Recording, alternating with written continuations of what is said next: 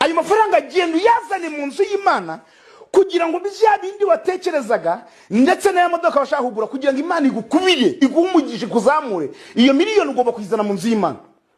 Iyo miliyoni ugomba kuyizana mu nzu y'Imana. Kuko ndimo kubona urupfu ruri imbere yawe. Urukwasamiye. Ndimo kubona nta minsi 3 ufite ku isi. Iyo miliyoni ufite mu rugo ni igitambo kikuraho urupfu. Barugiye gupfa. Kiriku aza kuri namuzimirije ibyuma yari umudije we utubwire neza ibintu cyaje yabyegeka kuri Philippe turabyibuka wabyegeka kuri nde ko umudije yari uwe turabyegeka kuri Drizzy kandi wadijiraga abandi yaramwanze abantu batavyitiranya byagenze bite Kiriku yari afite DJ we apana Drizzy apana Brigade ko muri sound check yakoranye na Drizzy yaramwanze rero kubyumva ageze wumvise ko sound yari mbi yego birananyobera njye nyumva mu bintu biri kuba numva sound ni mbi pe yego arakora ageze kuri ahanihe bita bikwama bikwamye yaje gusohoka haraga kundi kabarundi harimo abantu bakina comedy babiri umwe w'inzobe n'undi w'igikara yego barasohoka bajya kurwana abantu bari hanze ariko ngabo bantu ngo bari babakinye ku mubyimba ngo bavuga ngo byananze abavuga ati nta kirimo byo kidumu na nafunga bwifizo gusa yego no Kiriku nta kirimo uko bavugaga yego habatangiye intambara y'abarundi n'abanyarwanda bari kurwana bandi badara nko muri batanu batangiye mu 10 gutyo yego Kiriku abona umuhungu we Sabeti arimo nawe kumukubita Kiriku arasohoka atava mu modoka nawe araza ararwana Kiriku ararwana ntabwo yanze kazi kurwana kuri ahubwo njyewe n'umiwe akomurabeshya Kiriku yakubise umuntu koko aho seramigeri Kiriku kubita ugize ngo niyavuga iyo phone utayikuraho bakayikwaka oya se kandi this is by Patrick nzoba hayatse entertain nabo ntago ari kuri rezo bino mwereke wayi nka vyo wanse sha ariko ngewe ayimbwiye urumva yego bararwana telefone yanjye irapfuye urumva barwanye Patrick entertain n'umunyamakuru umva video Kiriku ari kurwana ewana irarenze vidahani rero iyo phone Kiriku ni wifite yego azaje na DJ Fabulous afite yayifashe Fabulous kuri BNB Kiriku yabibonye babandi bose bayisaba ko barwanaga bajya gukubita nde Patrick entertain mabari benshi bamwaka telefone batajya mu modoka baragenda Patrick nimugoro bajya kuri ribu utanga ikirego ngo bari gukoresha indi telefone ntabwo telefone yarayibona. Yes, mbasuze kandi mbifurize amahoro y'Imana ishyani hirwe mu ubuzima aho muri hirya no hino mu gihugu cyacu cy'u Rwanda majyepfo amajyaruguru y'Iburasirazuba iburengera azuba ndetse abari mu mugirwa rwagati wa Kigali. Ni tariki 21 z'ukwezi kwa 2025 ni inkuru kuri Iris Rwanda TV kuri uyu munsi wa none. Makuru yakiraza kugaruka by'umwihariko ku nkuru nyamukuru acyo bita benshi bise ubwesiko cyangwa se ubusambo n'umugabo wagiye garuka ku mbuga nkoranyambaga mu buryo bugiye butandukanye aho yari afite mikoro birazandangura amajwi abakozi b'Imana bavugiramo nazo n'izicyubahiro buriya baba bakwiye kubahwa rimwe na rimwe ariko mu gihe batubwira ibintu byiza bizima kandi byubaka imitima. Ubundi umupasiteri yashiriweho gusa n'imitima y'ubwoko bw'Imana cyangwa se abahisemo gukurikira inzira y'umusaraba cyangwa se inzira y'agakiza ka Yesu Kristo nk'umwami n'umukiza akadupfira ku musaraba akatwitangira, ariko bamwe muri bo bagiye babishyiramo business iri ku rwego rwo hejuru cyane aho kugira ngo bagabure ijambo ry'Imana ahubwo batangira kugabura icyo bita ubwesikoro, batangira kubivanga. Umuvugabutumwa wasabye abantu gutanga amafaranga ngo badapfa Libu yamufunze. N'umuvugabutumwa agiye asaba abantu amafaranga kugira ngo badapfa. Ubu ngubu ari mu menyo cyangwa se ari mu maboko ataraye nkuko tugenda tubivuga inshuro nyinshi aho dukoresha ijambo ngo ari mu maboko ataraye cyangwa se acumbikiwe na station ya polisi cyangwa se nkuko Libu yamaze kubitangaza. urwego rw'igihugu rw'ubugenzacyaha RIB Rwanda Investigation Bureau ku bufatanye na polisi y'u Rwanda RNP Rwanda National Police rwafunze bucyana yandi Emmanuel wiyita umuvugabutumwa wagaragare ku mbuga nkoranyambaga atera abantu ubwoba yitwaje ubuhanuzi. Ariko iri jambo ngo wiyita umuvugabutumwa, ese koko ntago ari abavugabutumwa cyangwa nibo ahubwo baba baravangiwe bakavangamo utundi tuntu tw'uduturuganya twaturutse hirya no hino? Ifungwa rya bucyana yandi ryemejwe n'urwego rw'igihugu rw'ubugenzacyaha RIB mu butumwa bwanyujwe kuri X cyangwa Twitter kuri uyu wa 21 Ukwakira 2025. Nuvuga ngo RIB yamaze kwemeza ibya makuru yuko rwamutaye muri yombi. RIB ivuga ko uyu wiyita umuvugabutumwa yateraga abantu ubwoba abasaba gutanga amafaranga kugira ngo batagira ibyago by'urupfu, indwara cyangwa ngo bakubirwe inshuro eshanu ibyo batanze nk'ituro. Ibi bikunda kuba kenshi cyane umuntu agafatwa n'amarangamutima cyangwa se akizereramo bano bakozi b'Imana, yarangiza rimwe na rimwe twagiye twumva nk'abagabo bagiye bashwana n'abagore babo igihe umugore yabaga yagiye gusenga agatanga kontakte z'imodoka cyangwa se akaba yatanga nk'inzu yose ubundi kugira ngo Imana imuhereze umugisha. Muraza kwihangana akavura kariyongereye ariko ntaga kazi tugahagarika rwose. Reka mabwire ngo uyu mugabo rero uri mu maboko ataraye cyangwa se ufungiye kuri station ya RIB.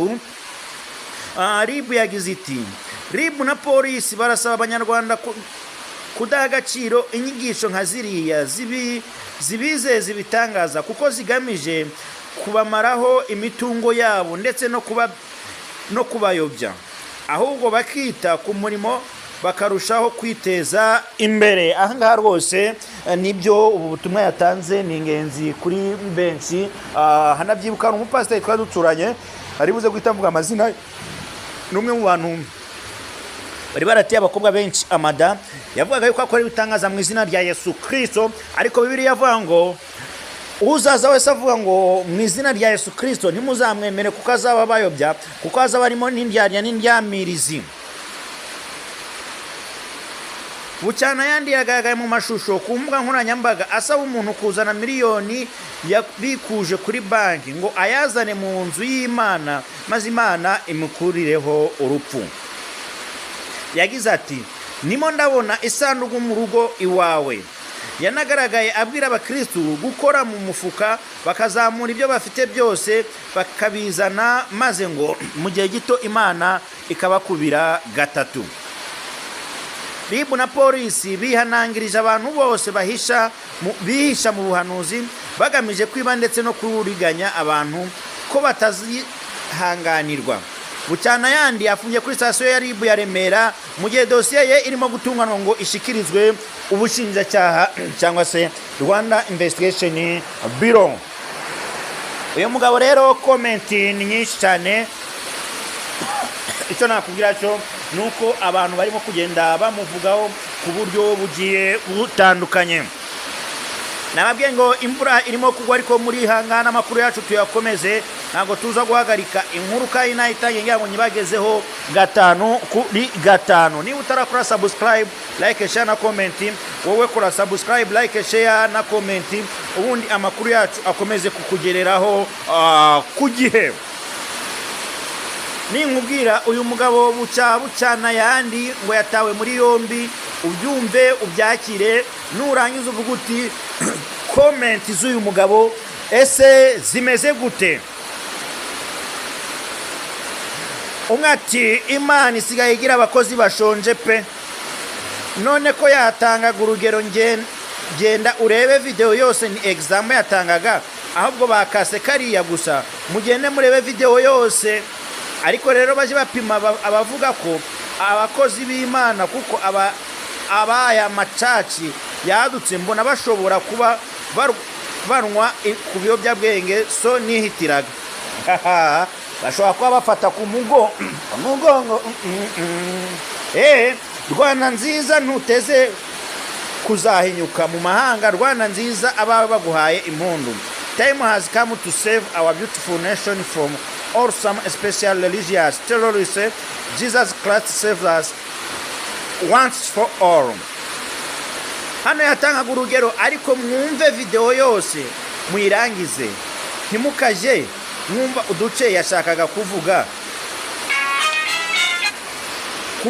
abahanuzi babeshera Imana. Abantu nk'aba baba bakwiye guhanwa kandi cyane.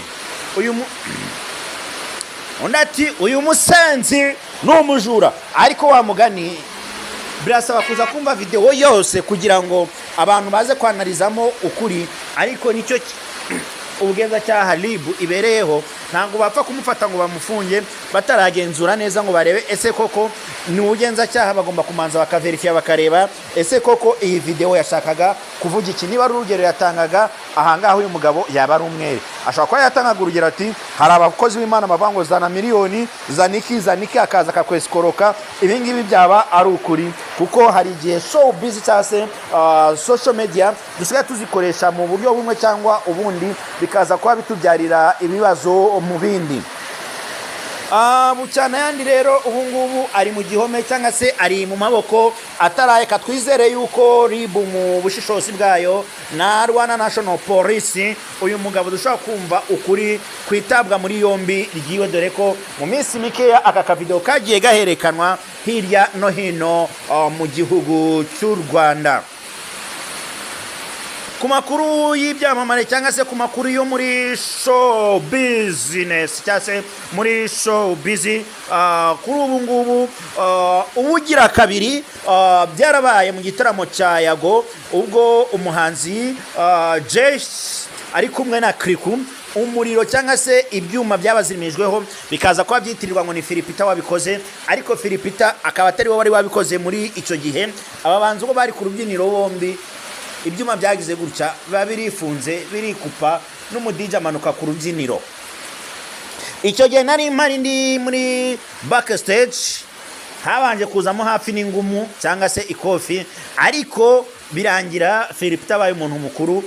Birangira hajemo abandi bantu bakuru bamanagingaga cyangwa se bari muri coordination y'iki gitaramo. Birangira nta kintu kibi kibayeho, ariko uyu munsi wa none mu ijoro ry'ejo bundi ubwo Kiriku uri kwamamaza indirimbo ye ahanihe n'ibindi bihangano bye muri rusange, yari mu gitaramo cya Let's Celebrate. Byagenze gutya ari kuri stage, ageze ku ndirimbo ikunzwe cyane muri iki gihe ahanihe, ibyuma bigira gutya biba birazima. Ubugira kabiri abarundi batangira guterana amagambo bati abanyarwanda muri abagome, ibi bintu musanzwe mu bidukora, si ubwa mbere si ubwa kabiri, ibi bintu ntago ari byo. Ariko kiri kubageze hanze intambara ziza kuzamo hafi no guterana amakofi. Wari ugufotora kiri katangiye kurwana, aragenda mwaka telefone abayikojeje mu modoka y'umwana w'ibujumbura, abarayigurukije abaragiye. Ibya ari akuru byafashe yindi ntera bati imodoka siyo yaguze ahubwo niyo bamuhaye. Ni inkuru ndaza gucukumbura nkaza kwibageza mu masaha ari imbere, nkaza kwibahereza ari moto kandi ndayibaha 5 kuri 5. Kora subscribe, like, share na comment, dukomeze kubana kuri Iris Rwanda TV. Amakuru yacu n'ibiganiro byacu bikomeze kukugeraho ku gihe naho ubundi. Njewe ndabakunda, mbibutse yuko Kiriku kuri uyu wa gatandatu azaba yataramiye i Musanze aho bita M2 Gahinga Foma Ibiza Resort, ahahoze Ibiza aho bita kwa Murengezi kabiri Gahinga. See you ndabakunda cyane.